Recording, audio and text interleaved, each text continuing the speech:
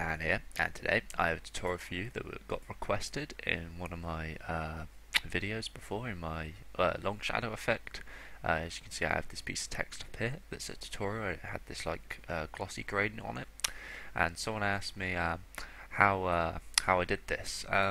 So I replied saying there's a few ways you can do this, and I'd make a video about it because it's just easier to explain which ways are best for what and what you can do with the effect. So that's what this tutorial is going to be about. It's going to be how to create this simple gloss effect for text, shapes, anything.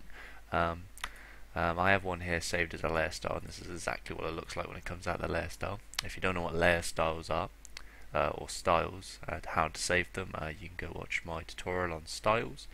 They're really helpful, and things like this are just really nice just to save, and you don't have to go through all the gradients and all that stuff again. You can just click on it and boom, you've got your text.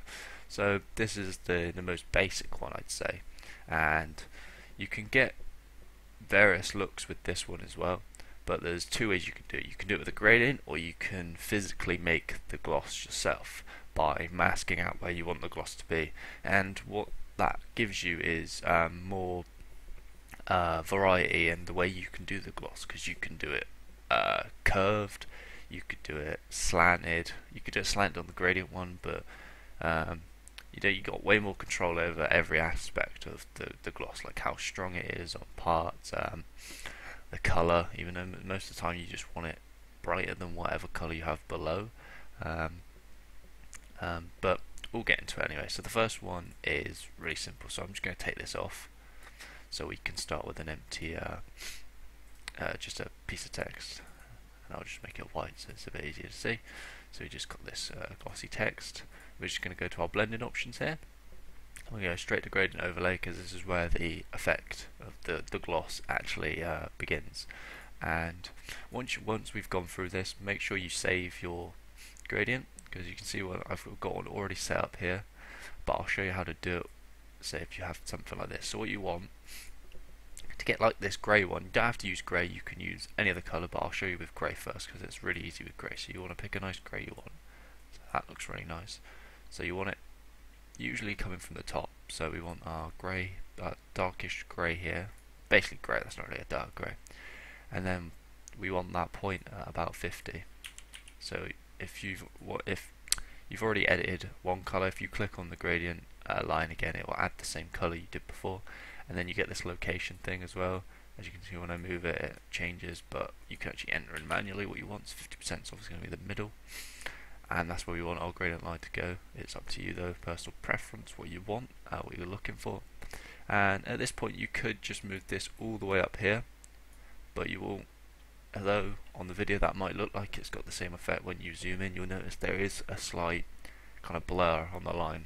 So we want that clean gloss line, so we're just going to move this back to 75, because that was the okay, no it wasn't. Okay, it corresponds between the 2 points, so that'll be 50 to get it in between these 2 points. Basically what this dot here does, it just controls how fast this gradient moves into the next colour. You notice when I had it all the way here, it literally took about 2% of this bar to get into white. So if you're wondering what that does that. So now what we're going to do is we're going to click on this white one, and we want to keep it white. You can go slightly, like, I don't know, like a light grey, maybe, if you don't want it to be so like the gloss to show that much. You maybe just want a slight hint of it, but for the one I made, to show it off really, this works best. So we're going to go white, and then we're going to click again close to this. We don't have to click on top of it, but we can either click or drag or type in 50 again. And now what you've got is you've got this really clean gloss effect. And for me, I think we need to either tone down one of the greys or tone down the white to a slightly, something like that. Yeah, maybe a little bit brighter. Like, just if it's pure white on something really dark, it does look a bit stupid. So, and if you want to delete a point, you just click and drag it. So look, you just got that. And now we want this point again over here, and then we want to put this one at 50, and then we just want to drag this one or type in 50. Probably better off typing 50.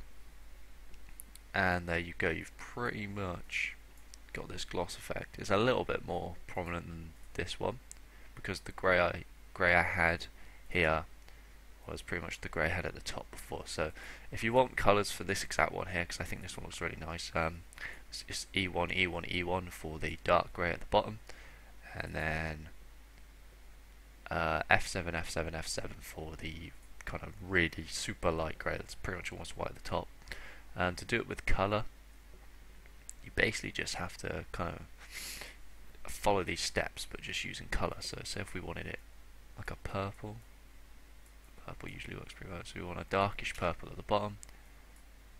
Obviously we want to copy this point to 50, and then we're just going to copy this colour.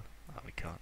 Alright, if we just go back, we want this exact colour so we can work from that colour and get a lighter version of it.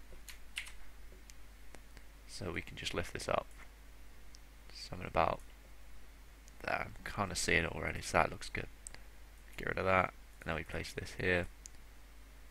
That's already 50, so now we place this one at 50. And there you go, you've got the same effect. And you can obviously then save that one. You've got that for whenever you need to use it again. I'm trying to think what else you can do with this one. You can change the way it works, like the angle. Sometimes this can add a neat effect. You don't want to do too much. You literally want to go off about 1 degrees, and you'll notice you'll get this slanted effect. I'll go to 88, so that's like 2 degrees more. You notice it's like almost off the text, but it's entirely up to you. There's not really much more you can do with this one. This is what I mean by it doesn't have much variety. It's just kind of you got like cling line. You can have it slanted or not. Another thing you can try is having darker colours, so you can actually get a bit more. So here I can have this come dark again, so the gloss actually stands out more. So same with this one, and then you kind of get this kind of more of a prominent gloss line, but it fades out quicker. So you can try colours and combinations that you'd like, but that's pretty much the simple way of doing it with the gradient. If you want to save this as a layer style, once you've added, say you wanted drop shadow or something, everyone loves drop shadow, something like this, I don't know, something like that, and maybe where else you put on it. Basically what you just go to your window, open up your styles, and once that styles tab's open, you'll notice you'll get these little thumbnail boxes. You basically just click in the empty space when you're selected on the text, and it'll give you the little fill bucket icon, and then you just name it and it'll save it. I'll do it just to show you. And there it is. So now if I even bring in like some sort of dog and then we click it, you get on the dog as well. So pretty nice. Now the other way we can do this is we can take all the effects off. We can have any colour we want. This is where you can just literally put any gradient on you want, as long as it's not one of the glossy ones already. So I'm going to use like this green. It's a really nice green. Bump that up a bit. I believe the marker here, it's never in the middle. There we go. So we've got this nice green gradient, but we want some gloss on it. But we want some curved gloss for once. We don't want this straight stuff. So what we're going to do is we're going to hold Control and click on our.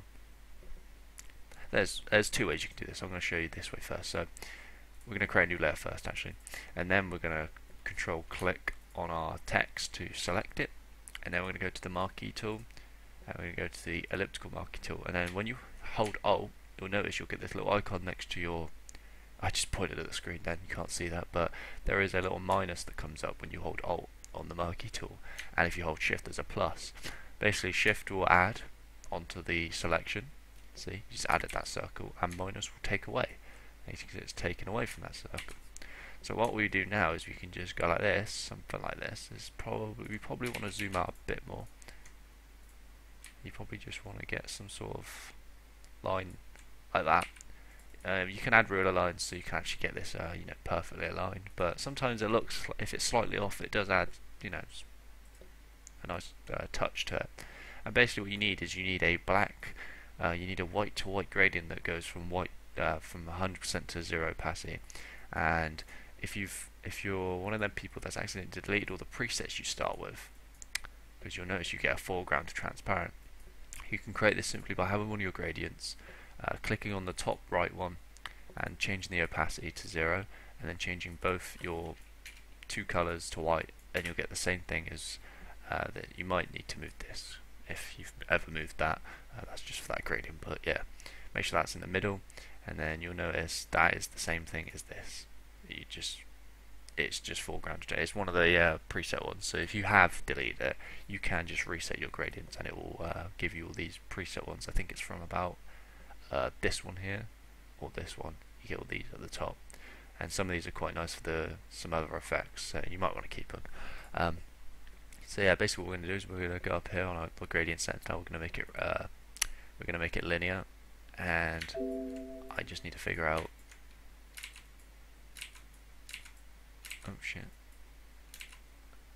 Oh, my bad. Wasn't even the right gradient. Don't think we need reverse. So basically, it's going to get brighter to 0 opacity. So we want to go down. So this is where you just mess around, and look, you've got that same effect, but it looks slightly different because it's curved. You can go up. You notice when I added the darker colours before on the top and the bottom, it kind of stood out. It kind of stood out a little bit more. Like the gloss line was brighter, but it faded away quicker. Well, if you go from the bottom, you get that same effect. And if you think it's too bright, don't just keep deleting and going back. Mess with the opacities, mess with the blending modes. So we turn that down now. I like that. That looks pretty nice. That's about 50 opacity. We can maybe, I don't know, overlay it. Yeah, that works, because it kind of blends in a bit more now because it's not as white. That's obviously not going to work for everyone. Maybe soft light. Yeah. 75%. That looks good to me. Boom. And we've got a nice curved gloss. We can go the other way, of course, but there is another way of doing it, and it's without using gradient at all. It's just a fill color, so you're going to get one steady gradient across the whole thing, but you can do any shape you want. And to prove this, I'm actually going to use the pen tool to create my line. So we're going to start by making a ruler line, centering our text. Bloody thing shouting at me. And then you just want this ruler line so I can kind of get this nice curve. And we're going to go about the middle. We're going to go up. Okay, I didn't press anything, but and then we're just going to finish this off. And then what we're going to do is we're going to create a new layer to fill this pen selection in with white. So there you go, you can see where this kind of cuts into the text. And now what we're going to do is, there's two ways we can do this as well. Actually, there's loads of ways we can do this. We can either just select the text and then cut the text out of this shape. We can create a clipping mask on this layer by selecting the text and hitting clipping mask. Probably the easiest way. If you don't know what clipping masks and layer masks are, you can watch my last tutorial. Or we can be, or if this wasn't a gradient overlay, because you'll notice clipping mask. I meant layer mask. If we clipping mask this, you'll notice nothing will happen. And that's like I said in my last tutorial, gradient overlay will overwrite that, so you won't see it. If we take this off and then make this text black, you will see the white. As you can see, we'll get rid of this ruler line now. So in this case, the best scenario, the easiest, the quickest, and just as good result will be just selecting the text and creating a clipping mask for this. And now what we can do is we can set this blending mode to overlay or something and turn it down. Maybe it's soft light. Soft light look really nice. My opinion, about 75. And now we've got this curved glossy effect, which looks really nice. And if used correctly in the right places, you can create some really neat effects. And obviously you can do a whole lot more, but I was trying to keep it basic and show you the two main ways I do gloss effects. There's probably tons more you can do, and it's not just this line that comes across that is considered a gloss effect. You know, like adding like really soft bevels is kind of a gloss effect in itself, especially if you just bump up the white and get rid of the black. So you get get it at the top there, look. That can be considered a gloss effect. It's kind of doing the same thing, it's just being a bit more precise about where it's going. It's not just one flat, shape that's just kind of cutting through the text. And you can also add it to like images. So here we say this black background, or this image we got here was an image. Really nice one that I see on a lot of Apple advertisements. They put it on the like on their product displays. It always happens. It's basically what you want to do is you want to go to your poly whatchamacallit tool. I forget the name of it. Poly lasso tool, and you basically just want to click right in the corner of your document, and basically you get to determine how much you want this to show. So I'm going to go about that will look good. Usually I do like just try and cut through exactly the document, but you just want to go all the way around the outside and join it back up. So how we've got is this selection where only this kind of top half is selected, this top left half, and on a new layer we're going to go to our gradient. It works best with gradient, this one. It really looks disgusting when you use a fill color, so try and use a gradient. I'll show you in a minute, but basically you just want to drag down, and you'll notice you'll get this line. I use this quite a lot on like thumbnails and such. And obviously if you don't want it so bright, you can go further out and have the gradient kind of fade in a bit more, and then you can mess with the opacity. See, you get this kind of gloss effect on something. This works really well on like images and avatars for YouTube and Twitter and things. But as long as it's not too bright and it doesn't cover up parts of the image, you're golden. So, and this doesn't work obviously if you use a fill color, because it can work, but it just, for me, it's way too much, and it kind of just looks like the image is actually just changing color. But it doesn't look like there's a gloss effect there. It looks like it just goes from light grey to slightly darker grey for whatever reason. So yeah, that's why I use the gradient. It gives a much more. It gives a way better effect. And I'm just going to see if I can quickly give you an example of where this is actually used on like an Apple product. So if we just type in iPhone display or something, iPhone 6 ad, because they use it a lot. Well, you'll notice here they used it here, as you can see on these edges, give that glossy look, and then as you can see, look, right down the middle of the phone, look. So it is used a lot, and in professional stuff, as you can see, and I think it looks sick. So it's one of them effects that I try to put on everything, and it's not everyone's taste, because I've had situations where I think, wow, this looks amazing with gloss on it, and then they're like a client, and then they just go, can you try it without the gloss? I'm just like, damn, because I really like it. But yeah, so you can mess around, try other things, and obviously them two right there work beautifully.